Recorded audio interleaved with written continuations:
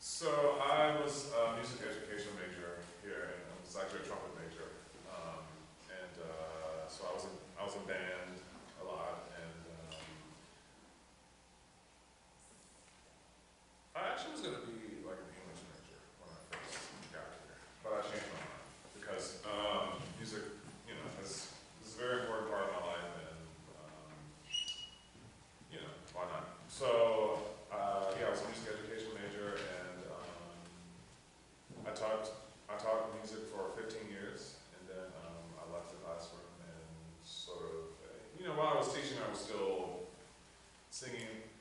I never was a voice major or even a minor, but I just sang. If there was a professor named Dr. Tetley who hired me to sing in his church, I took sight singing with him for a couple of years, and I did a jury and all these things as a singer, and I was just doing lessons on the side for fun.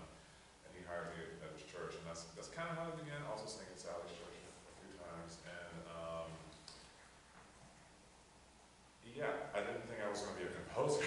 To be honestly, I was writing stuff, you know, just kind of for fun, and you know, honestly, I was getting tired of teaching, and I had a contract with the Met, so I made a promise to myself that if I ever had a contract with the Met, that I would leave the classroom, that would kind of give me the heart to do that, and so it happened, and I left, and things just kind of took off from there, and the composition stuff was happening sort of at the same time, and people started taking me seriously as a composer, and I still don't know how I got here, because I have friends who are composers who've never had a professional orchestra play their music, so this is like a very special, lucky blessing, however you want to describe it, to be in this position.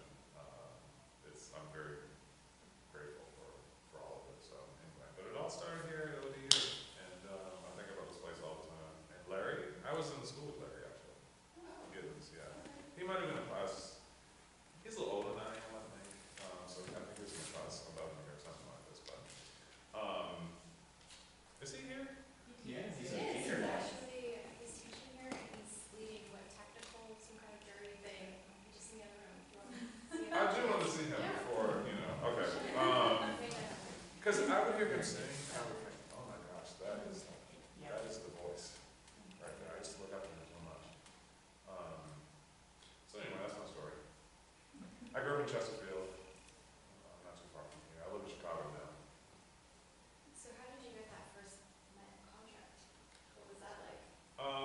So I sang, it was for Porgy and Bess, and I sang a role with Seattle Opera before the Met did it. And you know, singers know like what company's doing what and things like this. So we knew that the man was doing it. So I had a guy who wasn't my manager, but he was interested in signing me. So I said, hey, can you just reach out to the man and see if I can get an audition with them? And so he did, and I got the audition, and I got the part, and that's kind of how that happened. It's you really want at a certain level you got to have somebody who can get you in to the door, because you can't cold email these folks and be like, hey, can I come sing for you? You have to have a manager who's kind of in the system and knows how to get the contacts that you need to get through that. So I'm sure some of the students here would love to know about how you get the manager. What was that process like? Yeah, it's finding a manager who is willing to sign you is not easy, I will say. It probably took me years. And in fact, this person who signed me, or who wanted to sign me, didn't actually end up signing me. Literally, it was, I would cold email managers, I would do Google searches and say, hey, I'm interested, I'm looking for management, are you signing people right now? And some people would say, no, most people would say, no, we're not interested in signing anybody right now. And then you would see them post, oh, blah, blah, blah, has just joined our roster. I was like, y'all lying. Or some people wouldn't respond at all, or some people would be very nasty, And now that I'm the music director of Portland Opera, a lot of those folks are emailing me now and saying, hey, listen to our singers. And I remember exactly who was nice to me and who was mean to me. 100%. I'm an Aries, I do hold a grudge.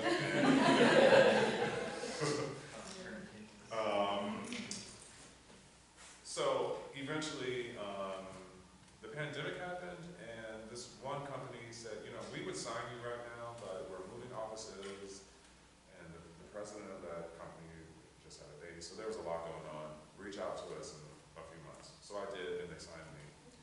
I'm no longer with them, but I have a new manager now. So I would say you have to be resilient and find a manager, because it is one of the toughest things to do, and it's probably one of the most important things that you can do for your career.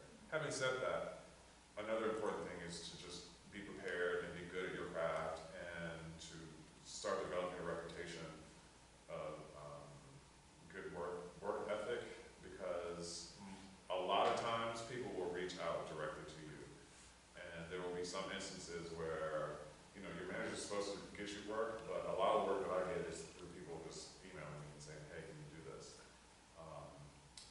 So it's not impossible to have a career without a manager. How many years have you been working in school design?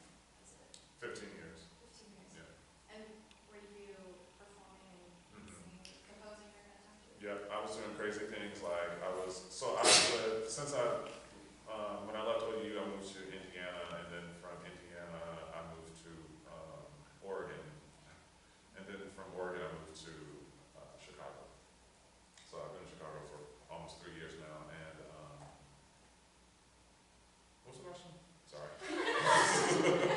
You've been talking a lot about how you kind of have multiple careers or portfolio careers, or maybe you're doing a lot of different things at the same time. Mm-hmm. So you being a teacher, Yeah. but then also you were obviously still composing, and it's not like you stopped your Right. craft in your work. So Yeah. how did you keep all that going and then make that shift, or even decide to quit your day job or Yeah. whatever it might be? I was doing crazy things like teaching during the day, driving 3 hours to a rehearsal up in Seattle, and then driving back down to teach the next day, and then to drive back up. And then maybe sometimes I would stay up in Seattle and get up at 3 o'clock in the morning and drive down to teach my class and drive back just to have a gig. Just to have the opportunity to be on the stage, because you never know what will end up. And this career is it's unforgiving. And a lot of times, people see the limelight and see me all dressed up tomorrow with a little clothes on and all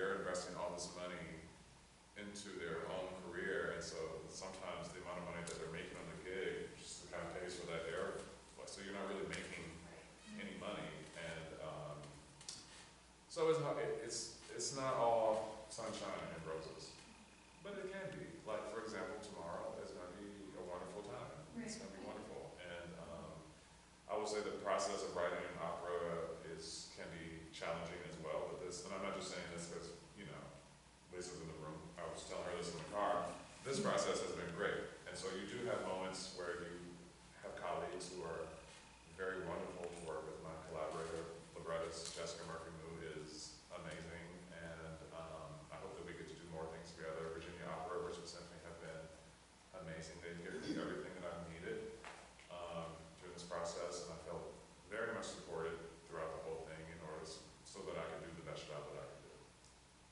So I was wondering how this process works. Like, how do you go from, is it your idea that started the opera and you talk to someone, or did someone come to you? Like, how do you get this started from the very beginning? Or is it like a concept, like, oh, I have this idea for an opera, and then you shop it around? I think that that's a topic for everyone here, is like, how do you go from that initial idea, whose idea is it, and then how do you bring it all the way forward? It varies. Sometimes, most times, so I've written 5 operas, and then the other ones, except for this one, I have been asked to come up with a story. Who asks you? The commissioning, the presenter or the commissioning person.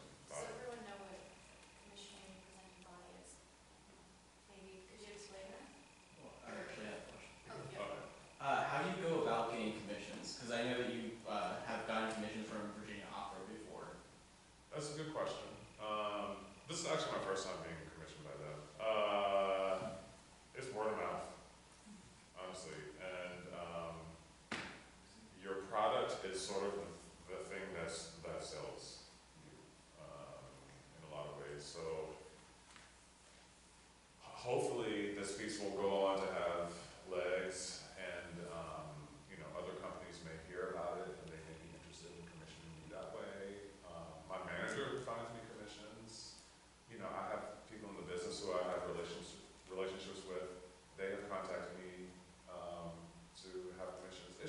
It's really kind of like any other job. It's networking and having a good reputation, having a good product, and that's really what it is. There are things out there that you can apply for commissions as well. Sometimes there are groups that have like a call for scores and stuff like this. But yeah, it's a lot of networking and stuff like that.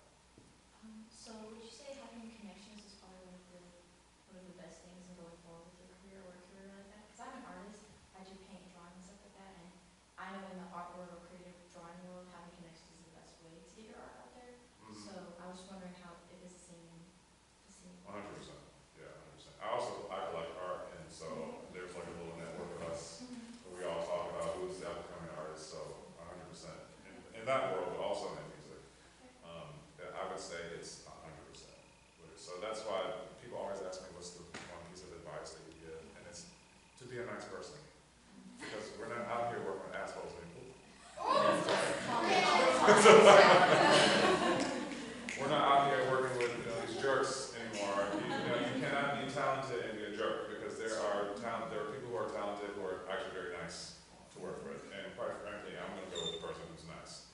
And so my biggest piece of advice would be to be a good colleague and to be nice, and that will get you a long, long way. Hi. Hey. So one of our alumni, she is a grad student at NYU who's studying composition now. She was really excited that you were here today. And she sent me 4 questions for you. So I have questions. How interwoven has your role as composer been with the librettist, stage manager, etc.?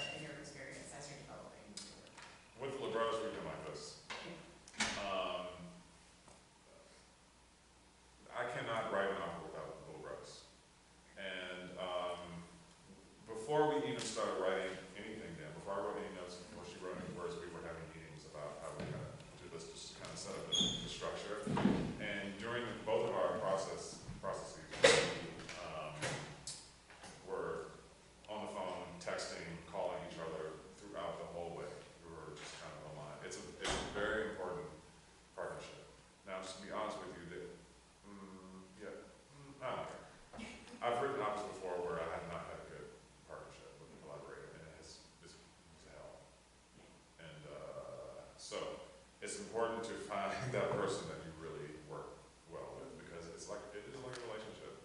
Yeah. Cool. What was the most compelling aspect for you about writing operatic works? The most compelling. You know, I've sung in a lot of operas and I've conducted operas before. The most compelling thing is like, I got to write one. There are moments when I'm sitting in the audience and I go, oh, nobody, I actually wrote that. Nobody else wrote that. Yeah. And it's really fun to be in the audience with another audience. We had some audiences in the last couple of nights, and the first night, our first dress, you know, you get the reactions, right? And it confirms the things that you did right, like the things that you were thinking about all night long, or like days gone by, like how am I gonna say, like for example, the part where the lawyers announced that they won, spoiler alert, but I think everyone knows it. They won, the audience clapped. And for me, it took a long, I was like, how am I gonna say this, because this is a very important part, and it needs to be a moment. And I always joke and say it was a cymbal crash that did it. But it's, so all that stuff is like, okay, all that thinking and staying up, and it pays off. Yeah. That must be an incredible feeling. It's a good feeling. Honestly. Yeah. Two more. Sorry. Have you experienced any challenges in achieving your vision of your work when working on large-scale commission operas? Yes. Would you like to elaborate? Yeah. Are you comfortable elaborating? I'm comfortable elaborating. Not everything here has been fine. But I've written operas before where everybody was not a team player, and there was just like control issues and things like that. And you know, I will say that in the composer librettist thing, it is equal. It should be an equal partnership. I think the composer gets just a little bit more whatever elevation, and sometimes it's difficult when you're working with somebody who wants to control every aspect of the story, including my own job. And so you just have to say, actually, you're not doing this. And now you can do politics as well. Yeah, there's a lot of politics going on. And then the last question she has is, what is the #1 advice you give to people specifically interested in writing for operas? Learn how to write for the voice. Thank you so much. Congratulations. Thank you. Thanks. Have you ever, like, in your experience, have you known anybody who was both a librettist and a opera composer, and do you see instances where someone will, on one project, work as one, and then on another project, work as the other? I know one person who does that, Mark Adamo. Adamo.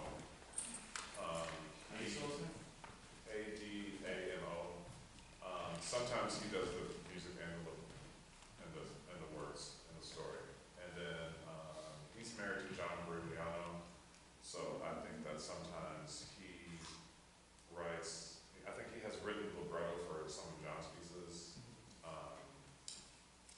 and that's the only case that I can think of. There are others, I'm sure, but that's the only one that I know personally. And then I have a friend right now who's starting an opera, and she's thinking that she might want to write a libretto too. And I said, well, good luck. I could not do that. It's too much. Like I need separation from it. It's like it's too much. But that's just me. You know, some people like that control. I don't care to have it. Follow-up question, would you ever write the libretto for an opera while someone else composed? Me personally? Yes. No. No, I cannot write libretto. It'd be awful. How do you choose which parts of the story to set? And I would think that you and the librettist would kind of do that together. Do you mean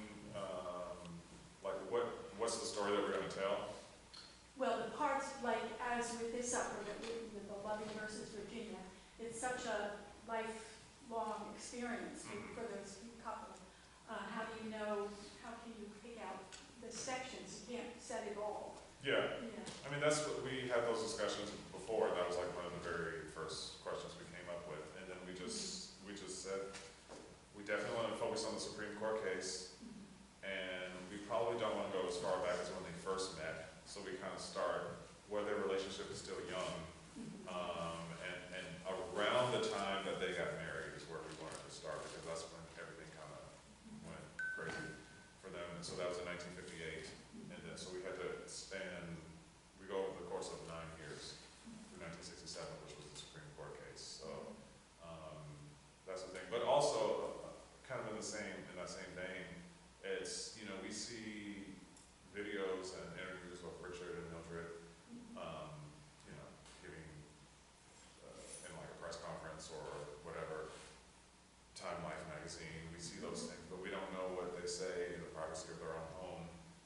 and so we have to make that stuff up. What if that, Trent, was part of your question also about how the composer and the writer would come up with the story you're wanting together, which it does seem like that has to happen. Yeah.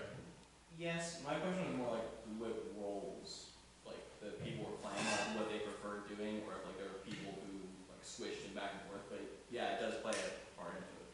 Yeah. I don't know many composers who want to write their libretto as well. That is a different beast. And even writers, like if you're a poet, it's different than writing a libretto. If you're a novelist, it's different than writing, if you write plays, it's different than a libretto, because a libretto has to make the maximum impact with the fewest amount of words. So you have to be able to say what you need to say in a very succinct way, and you also have to leave room for the music to do its thing. And that's a different skill. It sounds like technical writing to me. Yeah, I wish Jessica were here because she could tell you all about it, but yeah, I don't know how she does it, it's good. Yeah, seems like a whole other skill. Mhm. Do you have other questions? Business class? Natalie?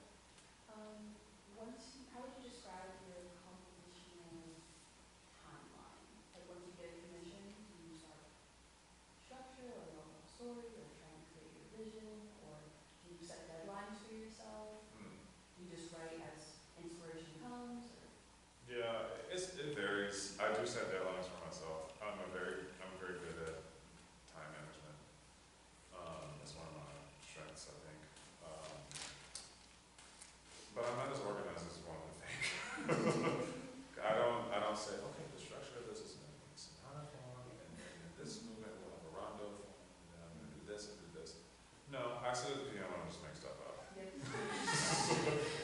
And you know, if something sounds like it could be something, I just kind of noodle around there and start developing ideas that way. And in terms of opera, I like to start from the beginning, and I have no idea what I'm doing for anything that I do in life. But I have no idea what I'm doing when I write the opera, and I just start writing, I just start making music. And eventually all those things turn into something. Like these themes and stuff that came out, I didn't pre-plan any of these things. The home theme, I didn't pre-plan that. I wrote it in the beginning, I said this might be something later.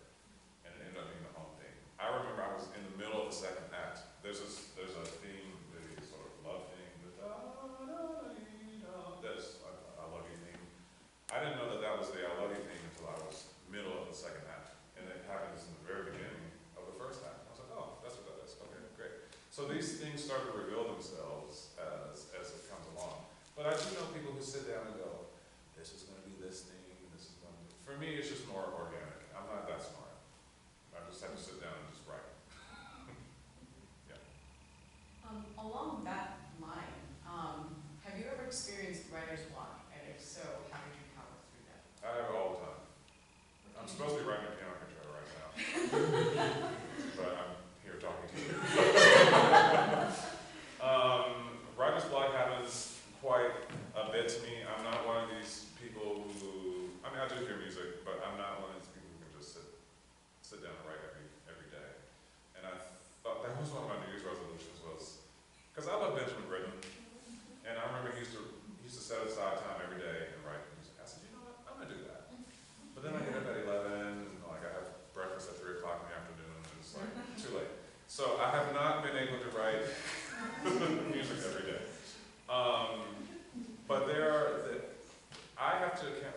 get a commission, they say, well, this is due in, you know, can you turn this in? A lot of times they give me these anyway. They give me a deadline, and I say, okay, that's fine, so let's extend it by like a couple months, because I have to account for the fact that there are gonna be days where I don't have anything. And, on those days, I just get up and walk away. And I have learned to do that. I used to try to force it, and that doesn't help. And then I get so mad at myself, and I put so much pressure on myself, and, my partner hears about it, my friends hear about it, and I'm like, I can't do this, I don't know why they asked me to do this, and I'm too hard on myself. But, it happens, I'm human, and there you go. So one of the questions I had written down was about time management, and you brought it up because you do so many things. I mean, you're basically an entrepreneur and conductor, composer, vocalist, I mean, everything that you're doing, plus you're the wife, right? So how do you manage your time? I mean, that's something that's certainly come up in our class, in our discussions. I mean, even as they're preparing for juries and final exams and then working and all that. So what tips do you have, or how do you manage your time? The biggest thing that I've learned is that I set goals, I set big goals, and then I set smaller goals. Big goals, medium goals, small goals that will get me to the big goal. So for example, if I have to turn in a piano vocal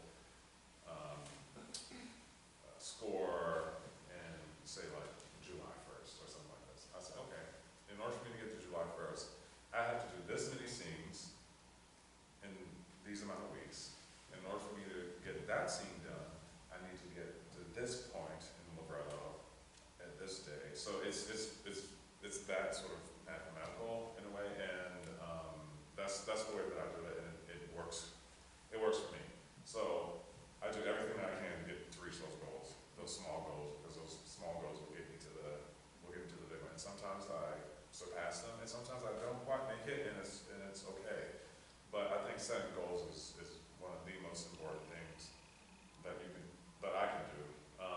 And then if I have to conduct something in a few months, and then I'm also working on this opera, I say, okay, this week I need to learn this amount of music by Friday, and I need to also write this amount of music by Friday. So in order for me to do that, I'm going to spend 2 hours in the morning working on conducting, then I might go to the gym or something like that, and then the rest of the day I'll spend writing, or if I need to spend more time conducting. And as the engagement comes closer, I might spend more time on that stuff. But for me, it's all about setting those goals and sticking to them. Do you ever feel like you're changing hats? Like sometimes you're a conductor and you're a composer, is it just all one? It's not all one. Yeah, I do feel like I'm changing hats. It's hard. It is. Yeah, it's not easy. And people, they sort of delight in the fact that I do all these things, and I'm like, well, it's not easy. And yeah, I'm not singing as much anymore because it's hard to maintain your voice, and there's just not enough time in the day. You know, when you get up at 11. Yeah, and 10, I go by about 10 o'clock. You know. I don't really get up at 11. Yeah. Well, Trent, you asked a lot of questions. So I mean, you can come back to it. Anyone else? Your writing process, would you say it's closer to, you kind of just like get things down on the page, and then you have it, and you go through and you look through, it's like, oh, this one's so cute, this, oh, this doesn't really work, I'll mess with it later.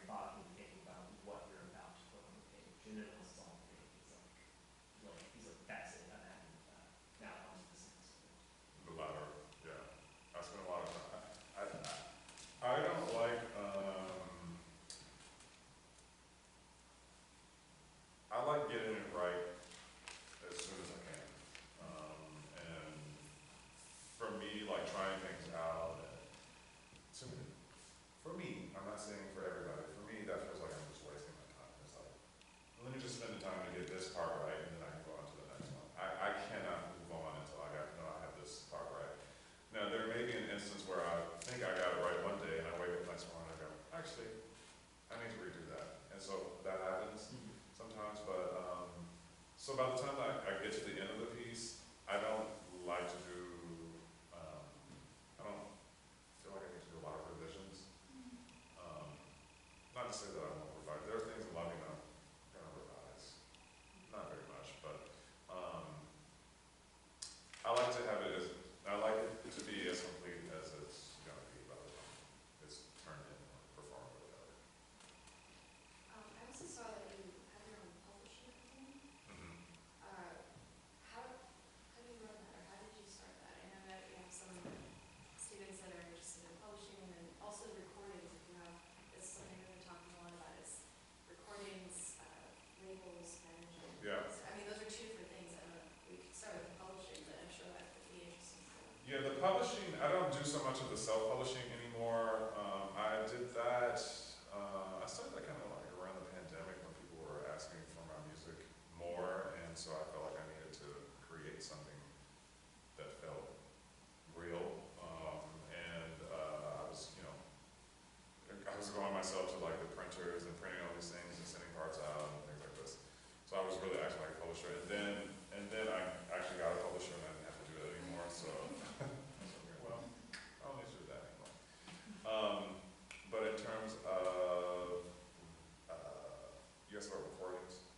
Yes, we've also been talking about recordings and contracts and signing with labels or companies, so do you have anything to share on the background of working with labels or even self-recording? Yeah, I'm actually still trying to figure out the recording thing myself. I have some recordings out there that happened because another organization wanted to record, so I think that's the best way that could happen.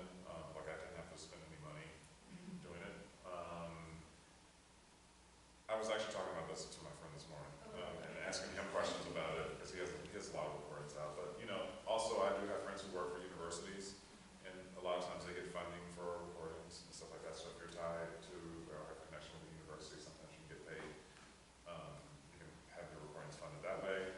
Or if, you know, a presenter may, like I have some recordings that are going to be coming out in the next few years that have been commissions that the presenter wants to record, so that it happens that way. My requiem is probably going to be released in the next few months, but that was something that, you know, they wanted to record. I didn't have to pay for it, but they have to pay for the rights for that, and you know, there's a couple different ways. You can either sign a thing that will give you the royalties, or they can just, you know, give you sort of a cash out. Always take the cash out, because the royalties are going to be like 2 cents or something like this a copy, so just take the cash out. And by that, you just mean it's a set fee that you've agreed to in the contract, Yep. that they're just buying you out and you have the rights for that.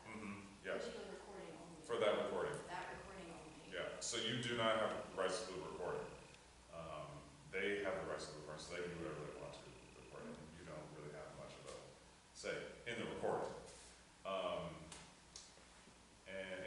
Anytime your music is used or streamed, people have to pay for that. They have to pay, yeah. And in this industry, in the classical side of things, I would always take the buyout. You know, and I'm happy if somebody wants to know exactly. Like for example, they wanted the rights to record the requiem. They gave me $5,000. It's never gonna be. I would never get $5,000 in royalties from that, at 2 cents a copy or whatever it is.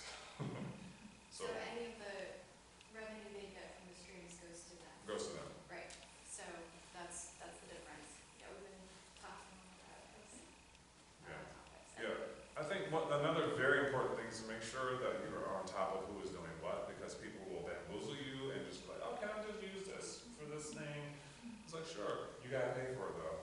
You know, if you're a composer, you have multiple streams of income. Not only do you get the commission, if it is commission, but then you get the rights from ASCAP or BMI, you get the money from that. So like, you know, a few times a year you get royalty checks, and then in April you will get a big check sometimes. And if you're also acting as a publisher, because the deal I have with my publisher is that he doesn't actually have the copyright. I still keep my copyright, so I still get the publishing side of things too. So that's another thing too. If I was with like a Boozy and Hawks or Hal Leonard wanted to sign me, and I'm like, actually, I don't have to do this anymore. Like, we don't have to rely on these big publishers to do the marketing and all, because we can do it ourselves and stuff, and we get to keep our 50% of the money that you would be getting, I get to keep, and that's a lot of money. Yeah, it is. Um, And do you sign a lot of contracts and agree to a lot of contracts? yeah, sign a lot of contracts, and my manager usually takes care of all that stuff. But you get everything in writing, right? Get everything in writing, but he says these are the terms, because I'm not gonna read the contract, I know that sounds awful, but that's what he gets paid for. And he says, these are the terms, you agree to terms on. And sometimes I'm like, these sound fine, or sometimes I'm like, actually, no, I don't wanna do that. Yeah. Jacob, you had a question, right? I did We forgot. a few minutes ago. Was there some, I thought I saw one hand up too. I had a hand, but it's kind of like pivoting from the publishing of this. I was gonna ask like early in your career, like post, like after you graduated. How, did you say yes to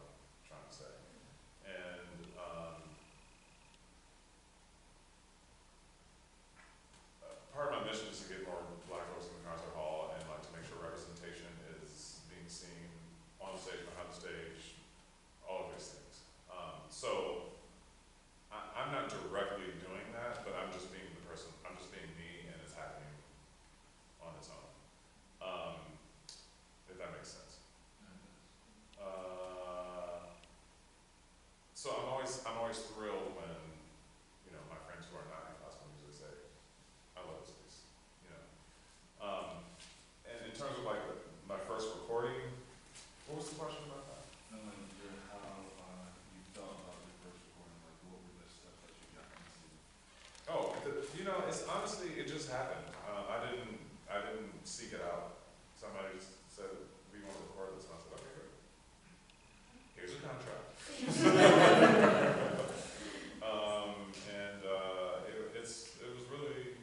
It's really cool. I mean, I remember listening to it a lot, thinking, wow, this is, I hear artists who aren't in this kind of realm who listen to their music and they say, oh, it never gets old hearing their music on the radio.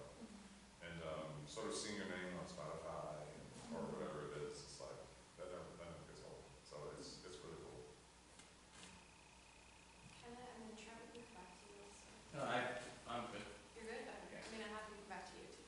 My thing is based off of creativity. So some of us write our own music, but the struggle is that we don't, like for roadblock, we don't, it could be more so like, we just don't know where to pull from to get out what we want. So you say that you write stuff based off of, like you say, you write stuff based off of being black and you want to put that into your music. Do you pull from like other personal aspects? Sometimes if that's not what you're going for, do you have to like put yourself in like a certain environment to kind of help with the creative aspect of writing a piece? Like what would you say helps with that? I mean, you're asking about inspiration, like where you Basically. draw inspiration. All my pieces don't have to do with me being black. Oh, I know that's not what you said, but I just wanted to clarify that. It varies. A lot of the things that I write about come from a historical point of view, so I draw a lot of inspiration from history. I remember I had to write this. I reimagined one of the Bach preludes, for Oregon Bach Festival, and that was the hardest thing to do. And you would think that you have plenty of inspiration in the piece that existed, but this is a 3-minute piece that needed to be 10 minutes long. So at first I started listening to a bunch of like things that composers had done with Bach's music, and it was cluttering everything. It was actually not good for me. And then there are other times when I go, well, I'm just going to listen to a bunch of things and see what happens, and sometimes that helps. But the biggest thing that helps, I have to be honest, is when I go and take a walk. I get more ideas from just taking a walk, more than anything. A lot of the opera came from the fact that I took a lot of walks. Because there's something about, like, and also, I am very sort of, I like to take care of myself and things like this, so when I don't drink, I don't care what other people do, I'm not trying to make you do whatever you want to do. That's for me. I don't drink, I just want to do things that keep my mind as clear as possible, just to keep the clutter out. Because, some of these things are very high, like this felt very high pressure for me, and I have a couple other commissions coming up that feel very high pressure. A couple things at Carnegie Hall and things like this, like I can't mess that up. So I just want to keep my mind as clear as possible, and sometimes it means there are times when I wake up and the first thing I do is write music because I feel like I'm smarter in the morning, and there's not a lot of stuff that has happened throughout the day that has been in my head. And then there are other times when I'm like, I need to write at night when everything's quiet, everybody else is kind of going down. So it just depends. It just varies. I just have one last question. Well, I was going to actually say a few things. Oh, sorry, go ahead. Okay, I'm just going to do a commercial. So I'm Lisa and I work at Virginia Opera, and if you don't have tickets, you're going to want to do a student rush ticket, and that would be Friday night at 6:30 is when our box office will be open. The performance is at 7:30, but at 6:45 we have a pre-opera talk with you and Jessica Murphy-Moo in the grand lobby, so you could hear them both. And if you're there on Friday night, you can stay till the end and have a champagne toast with Denise Graves and the entire cast. If you can come on Sunday, come at Sunday for a 1:30 student rush. Curtain is at 2:30, and on Sunday after the show we have a talk back where we'll have some of the singers that'll be able to talk about this experience they've gone through, and it's been an amazing experience for them, and that might be interesting to you. Thank you. Everyone should go, right? Yes, absolutely. I